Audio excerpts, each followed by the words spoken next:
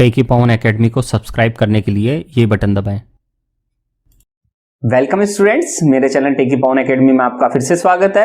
आज हम बात करने वाले हैं बैंक खातों के प्रकार कौन कौन से होते हैं। बचत खाता क्या होता है, सावधि जमा खाता क्या होता है, चालू जमा खाता क्या होता है, आवर्ती जमा खाता क्या होता है, और अंत में मैं आपको एटीएम पे जो बैंक खाते दिखाई देते हैं वो भी इसी में है, उसी का भी समझा दूंगा मैं आपको। तो आइए देखते हैं बैंक खातों के प्रकार। स्टूडेंट्स, आज का टॉपिक है बैंक खातों के प्रकार। इसमें हम न्यू सीरीज संपूर्ण समष्टि अर्थशास्त्र है। आइए बढ़ते हैं। बैंक खातों के 4 प्रकार हैं: बचत खाता, चालू जमा खाता, सावधि जमा खाता, आवर्ती जमा खाता। आइए देखते हैं इन्हें। पहला बचत खाता, जिसे सेविंग बैंक अकाउंट कहते हैं या सेविंग अकाउंट भी कहते हैं। कोई भी व्यक्ति, चाहे वह किसी भी कंपनी में काम करता हो, सरकारी नौकर हो, पेंशनर हो या छात्र हो या कोई बुजुर्ग व्यक्ति हो, कोई भी हो, वे बचत खाता खोल सकते हैं। अर्थात देश का कोई भी नागरिक बचत खाता खोल सकता है।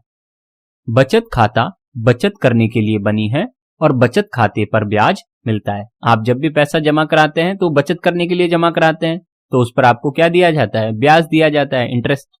बचत खाता के धारक कभी भी अपने जमा धन को बैंक से निकाल सकते हैं और डाल सकते हैं। उनकी इच्छा होती है, वो जब चाहे अपना पैसा निकाल सकते हैं, संपूर्ण पैसा, और वापस जमा भी कर सकते हैं। ये सिंपल बचत खाता होता है। पैसे जमा करने पर कोई पाबंदी नहीं है, कितनी भी हर बार आप पैसा जमा करा सकते हैं, बचत खाते की विशेषता होती है। लेकिन ये चीज अब ध्यान देना, लेकिन पैसा कितनी बार निकाल सकते हैं इस पर पाबंदी है। बैंक द्वारा तय सीमा के अंदर ही आप बचत खाते से पैसा निकाल सकते हैं। उस सीमा से ज्यादा बार निकालने पर शुल्क वसूला जाता है और विभिन्न बैंकों के इस संबंध में अलग अलग नियम होते हैं। तो बचत खाते की क्या विशेषता है? ये विशेषता है कि आप इसमें जब चाहें जितनी बार चाहें उतनी बार पैसा जमा करा सकते हैं। लेकिन अगर पैसा निकालना है तो आप महीने में 4 बार 5 बार या कुछ बैंकों के नियम हैं उसके अनुसार 8-10 बार तक निकाल सकते हैं। अगर उससे ज्यादा बार, यदि आप हर रोज दिन में 2 बार 4 बार पैसा निकालना चाहते हैं तो बचत खाते से आप वो पैसा नहीं निकाल पाएंगे। उसके लिए आपको फिर चार्ज देना पड़ेगा। ये खास बात होती है बचत खाते की। अब आगे बढ़े। बचत खाते से आप देख सकते हैं, हम लोग छोटे थे तब मैं भी आपकी तरह ही, ये हमारी गुल्लक होती थी और इस गुल्लक में हम पैसा जमा करते थे। तो आज भी उम्मीद है आप छोटे बच्चे हैं या बड़े भी हो गए हैं तो ये गुल्लक जरूर रखें अपने पास। ये हमें बचत करने की आदत सिखाता है। भविष्य में हमारे ये पैसा बहुत काम आता है। आजकल ये पिगी बैंक भी चलने लग गया है। और ये देखिए, गुल्लक फोड़ने के बाद जो खुशी मिलती थी बच्चों को कि मैंने इतना पैसा, ये देखिए 1-1 रुपए के सिक्के और ये छोटे छोटे पैसे घर में जहां पे भी दिखते हम लोग इकट्ठा कर लिए करते थे। और उसके बाद जब ये फोड़ते हैं गुल्लक को तो कितना पैसा निकलता है। बच्चों में बहुत खुशी होती है, बच्चों को अच्छा भी लगता है। दूसरा, उन्हें बचत करने की आदत भी पड़ती है। तीसरा, उनके पैसे की बर्बादी भी नहीं होती। तो इस प्रकार से आप बचत बैंक जरूर चालू करें, घर से ही चालू करें। अपने गुल्लक भी एक तरह से छोटा सा आपका बचत बैंक है। नंबर 2, चालू जमा खाता, करंट डिपॉजिट अकाउंट। व्यवसाय, कंपनियों और संस्थान जैसे स्कूल, कॉलेज और अस्पतालों को अपने बैंक खातों के माध्यम से भुगतान करना पड़ता है। आजकल डिजिटल बैंकिंग है वैसे भी, तो सबको क्या है, पेमेंट करना पड़ता है। क्योंकि बचत खाते के माध्यम से आप अनगिनत निकासी नहीं कर सकते, इसलिए ऐसे बड़े खाता धारकों के लिए चालू खाता खुलवाना अनिवार्य होता है। मान लीजिए आप तो एक सामान्य व्यक्ति हैं, आपको तो रोज रोज पैसा निकालने और जमा करने की आदत नहीं है। लेकिन जो व्यवसायी हैं, जैसे अक्सर आपने देखा होगा पेट्रोल पंप वाले और ये अस्पताल वाले और जो ये क्या कहते हैं दुकान शॉप्स वाले, वो क्या करते हैं, रोज जिनके ज्यादा पैसा आता है, जैसे पेट्रोल पंप है, रोज का खूब पैसा आता है इनके पास, लाखों रुपया, तो वो क्या करते हैं, रोज पैसा जमा करा देते हैं अपने बैंक में और रोज निकालते भी हैं ताकि किसी को पेमेंट दी जा सके। तो ऐसे लोगों के लिए चालू खाता अनिवार्य होता है और यहीं से इनकी मदद हो सकती है। क्योंकि इस प्रकार के लोगों को दिन में कई बार पैसे की जरूरत पड़ती है। इसलिए ये लोग इस प्रकार के खाते को खुलवाना पसंद करते हैं। चालू जमा खाता पर बैंक खाता धारक को उसकी जमा राशि पर ब्याज या तो बहुत कम देते हैं या बिल्कुल नहीं भी देते हैं, और कुछ बैंक तो अपने ग्राहकों से सेवा शुल्क भी वसूल करते हैं। सिंपल सी भाषा में चालू जमा खाता या चालू खाता व्यापारियों के लिए होता है जो अनगिनत बार पैसे निकालते हैं और जमा करते हैं। कुछ बैंक इस पर ब्याज देते हैं, कुछ बैंक ब्याज नहीं देते हैं, और कुछ बैंक इसके लिए इस पैसे को जमा करने के लिए सर्विस चार्ज या सेवा शुल्क वसूल करते हैं ताकि वो उनको सेवा दे सके। आगे बढ़े। नंबर 3, सावधि जमा खाता या मियादी जमा खाता, फिक्स्ड डिपॉजिट अकाउंट और टर्म डिपॉजिट अकाउंट, जिसे आप एफडी के नाम से जानते हैं। सावधि जमा खाता उन व्यक्तियों के लिए है जो अपने पास रखे अतिरिक्त पैसे का उपयोग निवेश के रूप में करना चाहते हैं। अर्थात हमारे पास जब ज्यादा पैसा इकट्ठा हो जाता है तो हम उस पैसे का क्या करना चाहते हैं, निवेश करना चाहते हैं ताकि हमें और ज्यादा पैसे की प्राप्ति हो सके। इन व्यक्तियों को उस पैसे की आवश्यकता नहीं होती और अधिक ब्याज की प्राप्ति के लिए यह लोग क्या करते हैं, सावधि जमा खाता खुलवाते हैं। इस खाते में एक बार ही पैसा जमा कराया जा सकता है और एक बार ही निकाला जा सकता है। बचत खाते पर बैंक बहुत ही कम ब्याज देता है। बचत खाते पर सबसे कम ब्याज मिलता है केवल 3% से 5% वार्षिक, परंतु सावधि जमा खाते पर ब्याज 8% से 10% तक मिलता है। क्यों मिलता है?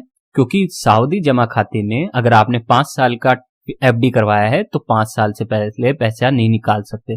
तो ज्यादा दिनों के लिए अगर आप बैंक में पैसा जमा कराते हैं तो बैंक उस पैसे का प्रयोग लोन देने में, दूसरों को ऋण देने में करता है, तो वहां से जो आय प्राप्त होती है उसके बदले में वो आपको भी ज्यादा ब्याज देता है। सावधि जमा खाता की विशेषता यह होती है कि इसमें धन का एक निश्चित समय के लिए जमा हो जाता है। जैसे 1 साल से लेकर 10 साल तक की एफडी होती है। कोई 1 साल की करवा लो एफडी, 2 साल की करवा लो, कोई 5 साल की, कोई 10 साल की।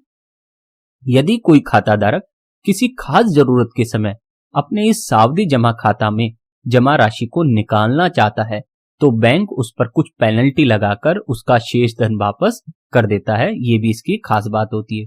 तो एफडी कौन करवाते हैं? जिनके पास एक्स्ट्रा पैसा होता है और जो उससे ज्यादा ब्याज लेना चाहते हैं तो वो एफडी करा देते हैं 5 साल, 10 साल, इस तरह से। नंबर 4, आवर्ती जमा खाता, रिकरिंग डिपॉजिट अकाउंट, आरडी। इस प्रकार का खाता उन लोगों के लिए उपयुक्त है जो नियमित रूप से बचत कर सकते हैं और एक निश्चित समय में जमा राशि पर उचित रिटर्न अर्जित करने की उम्मीद रखते हैं। इस प्रकार का खाता खोलते समय एक व्यक्ति को निश्चित अवधि के लिए, जैसे 1 साल या 10 साल तक, महीने में एक बार एक निश्चित राशि जमा करनी पड़ती है। इसमें जमाकर्ता को अवधि पूरी होने के बाद पूरी जमा राशि पर ब्याज सहित मूल राशि लौटा दी जाती है। जमाकर्ता अपने खाते को परिपक्वता अर्थात मैच्योरिटी पीरियड से पहले भी बंद कर सकता है। तो जिस अवधि तक के लिए धन जमा कराता है फिर वो उस पर ब्याज का भुगतान कर दिया जाता है। इस प्रकार के खातों में जमा राशि पर ब्याज की दर बचत खाते से अधिक होती है लेकिन सावधि खाते की दर से कम होती है। अब इसको समझिए, आवर्ती जमा खाता क्या है? इसे आरडी कहते हैं, वो एफडी थी। एफडी में तो क्या करते हैं आप कि मैंने 5 लाख रुपया एक साथ जमा करा दिया और अब 10 साल के लिए जमा करा दिया, ठीक है, फिर जो रकम मिलेगी मुझे 10 साल बाद एक साथ मिल जाएगी। लेकिन आरडी में क्या होता है? आरडी में मैंने एक साथ 5 लाख रुपए जमा नहीं कराऊंगा, मैं हर महीने कभी मैंने जो निश्चित कर लिया 1000 रुपए, 5000 रुपए, 10,000 रुपए या 1 लाख रुपया हर महीना, जितनी मेरी क्षमता होगी मैं उसे हर महीने जमा कराऊंगा और 5 साल तक जमा कराऊंगा या 10 साल तक, जो भी पीरियड है मेरा, मैं तब तक जमा कराऊंगा और फिर उसके बाद वो एक साथ मुझे रकम मिल जाती है। तो आरडी में आप किस्तों में जमा कराते हैं पैसा, जबकि एफडी में आप एक साथ जमा कराते हैं।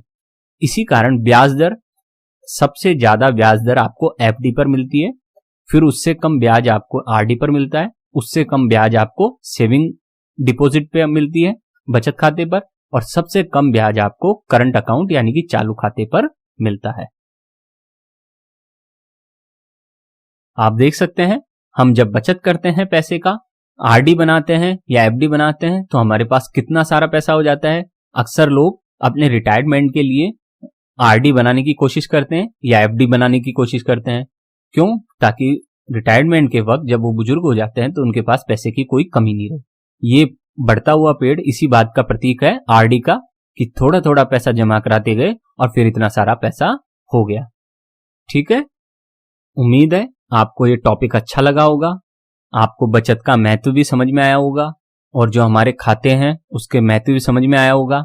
अब आप जब एटीएम पे जाएं तो वो जब आपसे पूछता है आपका सेविंग अकाउंट है या करंट अकाउंट है, तो व्यापारी करंट अकाउंट चुनते हैं, बाकी हम सब लोग कौन सा अकाउंट चुनते हैं? सेविंग अकाउंट या बचत खाता। उसी के माध्यम से आपको अपना एटीएम में से पैसा निकालना है। एटीएम में सावधि जमा खाता और आवर्ती जमा खाते का ऑप्शन नहीं होता है, केवल 2 ही ऑप्शन होते हैं।